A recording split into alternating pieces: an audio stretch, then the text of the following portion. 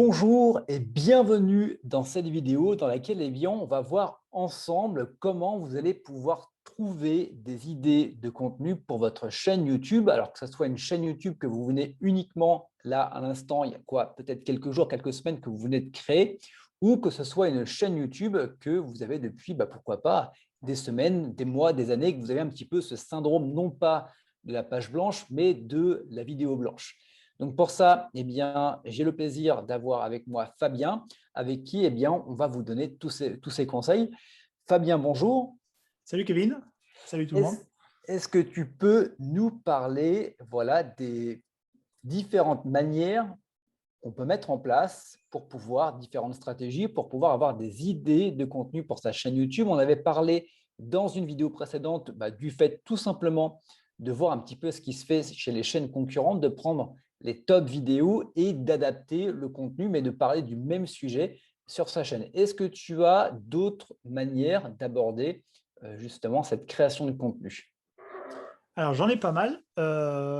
On va essayer de voir quelques-unes ensemble. On ne pourra pas toutes les voir parce que sinon ça prendrait beaucoup trop de temps, mais je vais vous en donner quelques-unes. Donc, comme tu l'as dit, il y a cette première façon. La deuxième façon, ça va être de faire c'est la façon la plus simple, un brainstorming, tout simplement.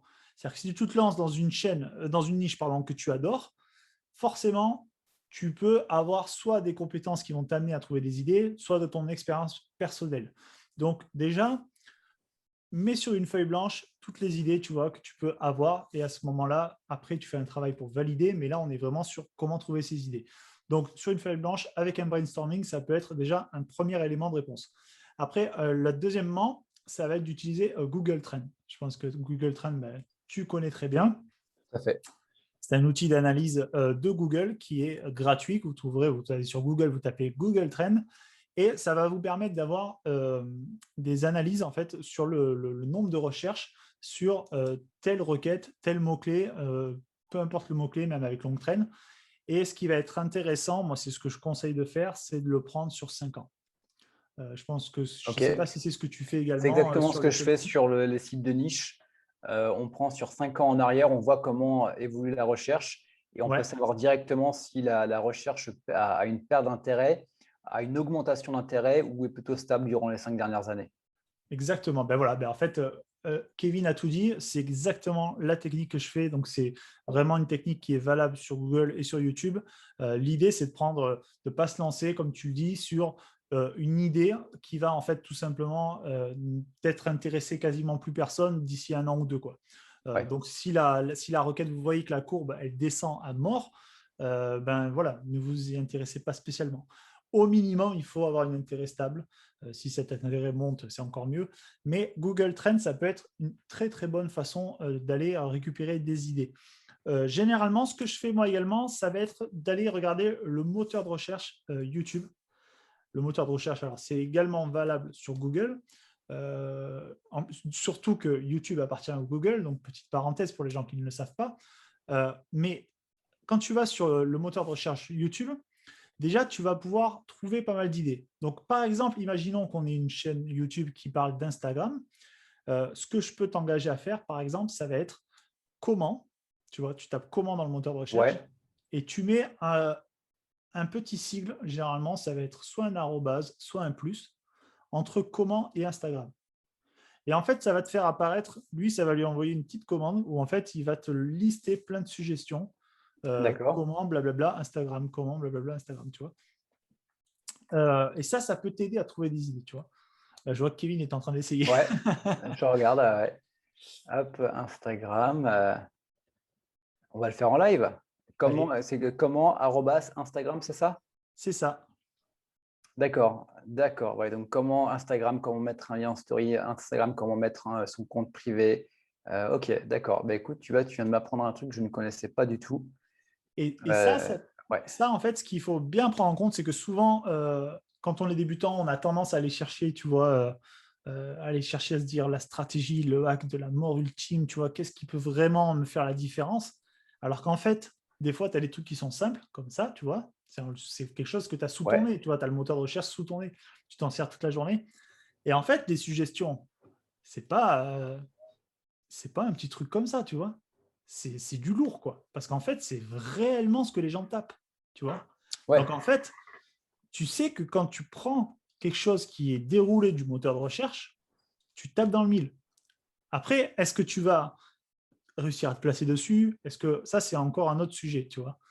Après, il y a d'autres stratégies pour est-ce que j'arriverai à me placer dessus? Est-ce que j'ai suffisamment d'autorité avec ma chaîne ouais, encore ou quoi pour me placer dessus? C'est encore un autre sujet.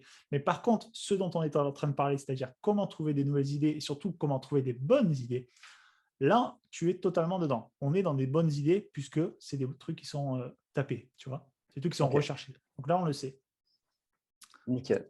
Donc là, il y a de quoi faire. Tu vois, bah, rien que là, tu vois, j'avais un petit peu pas le phénomène de la page blanche, mais tu vois, pour mon challenge 30 jours, j'étais à court je devais être à peu près à une vingtaine d'idées de vidéos. Donc là, je pense Ouais, qu'avec cette technique-là, ça va me permettre de trouver de nouveaux sujets parce qu'il y a des sujets qui existent et dont tu n'as pas forcément connaissance. C'est quand tu les as, qui t'arrivent devant le nez, tu fais oui, ben, c'est évident en fait.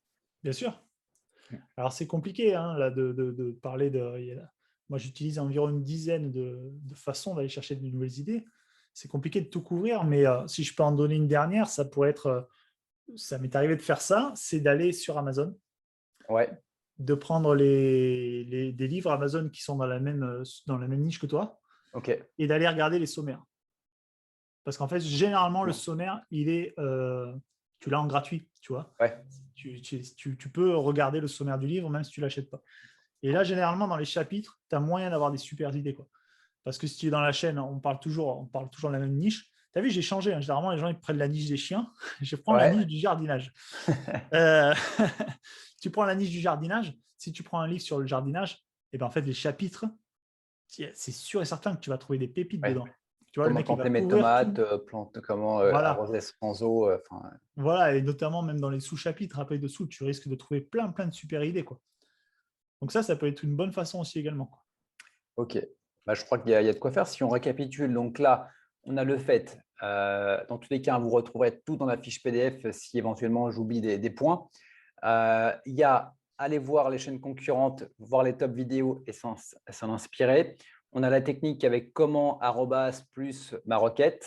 On va avoir d'aller regarder sur Amazon les sommaires des différents chapitres. Et je sais Ouais. qu'il m'en manque un dont tu as Google parlé Trend. juste. Google Trends. Ouais. Voilà. Donc déjà, rien qu'avec ça, vous allez pouvoir avoir énormément d'idées de contenu.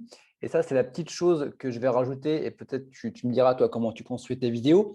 Parce qu'une fois qu'on a du contenu pour le rendre intéressant, c'est encore mieux.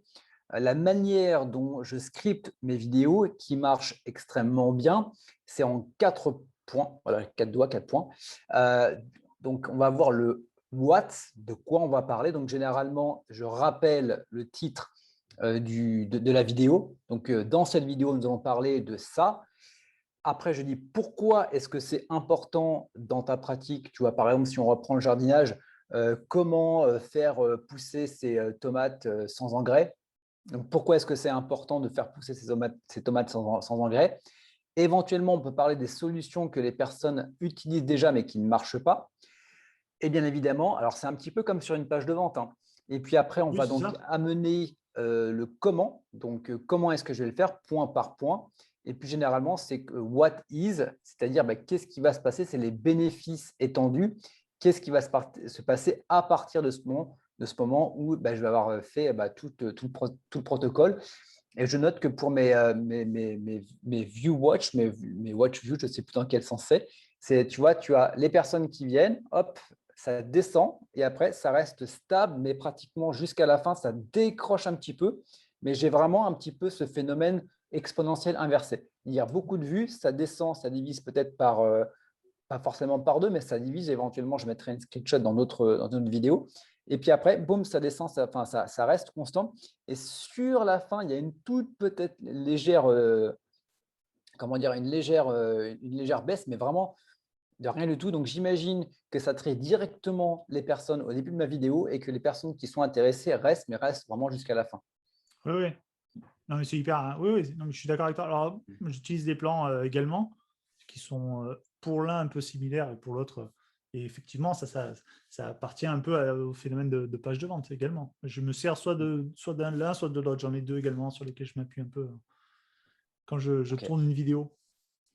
En tous les cas, vous aurez donc ce plan que je vous mettrai dans la fiche PDF.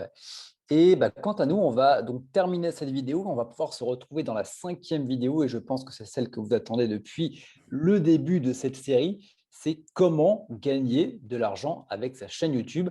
On en parle dès demain. Je vous retrouve demain. Ciao, bye bye.